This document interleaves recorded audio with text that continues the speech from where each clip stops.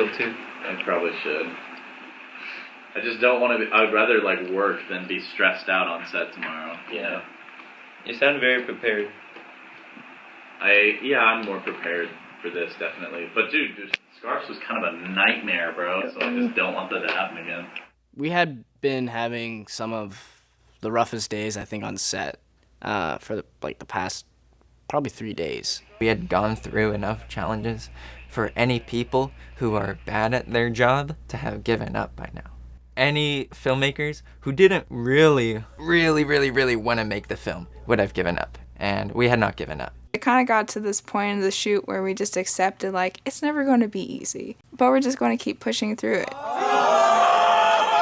Samson's lot had the craziest blocking, and the location was not fully secured. This is the one location we were really kind of guerrillaing, whatever. It was like an hour away. It was one of our farthest locations, and I was really nervous the night before. We're driving, and I realized I made a wrong turn, so I go off onto this side street to turn around. And he ends up backing up a little too far. Yeah, Andrew, you drove into a ditch. Why? That was so funny. Well, if it's not one thing, It's another. We were already running a little behind. And then I get a call. Dude, we just got kicked out. Some security rolls up. They're like, you guys gotta go. They're doing this thing to me now. They're like, you guys gotta go. I'm like, great. How's it going? It's alright.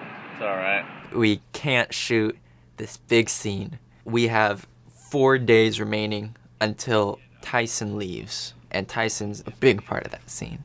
Once again, Connor and Spencer and Andrew all kind of go off. We decided that we were just going to do a lot of traveling around that area and get the road scenes done, which was a productive day. That was always our wild card, like, hey, we lost a location. Let's do a road trip scene. Okay. And so that's what we did.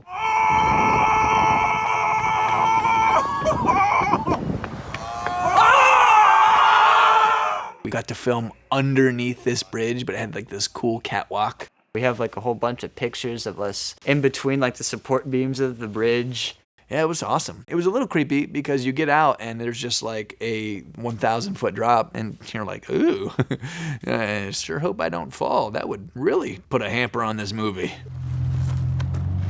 We were having a little dance party on set, and he's doing all these pelvic maneuvers and he's slapping his thighs, right?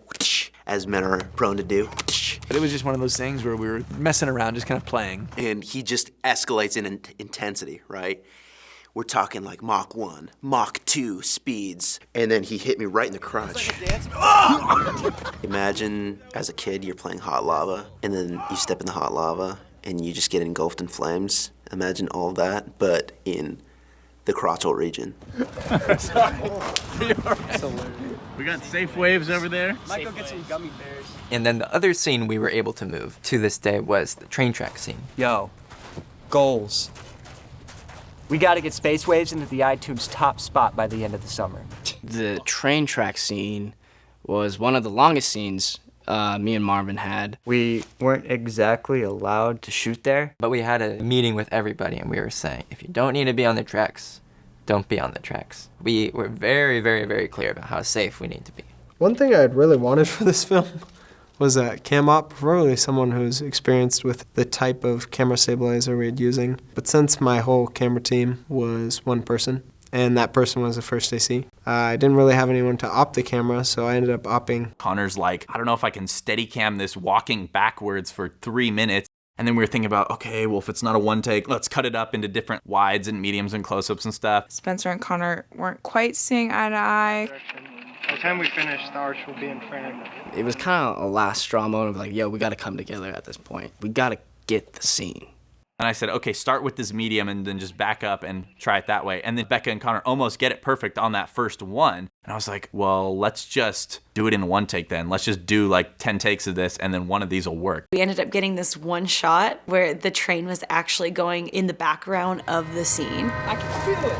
But it was kind of like Super 8 where it's like, production value! Get the shot with the train going. But as we're like watching playback, we kind of like look over the monitor And we realized, like, back over where our trucks and stuff are, there's this police officer. And we have the cops here, huh?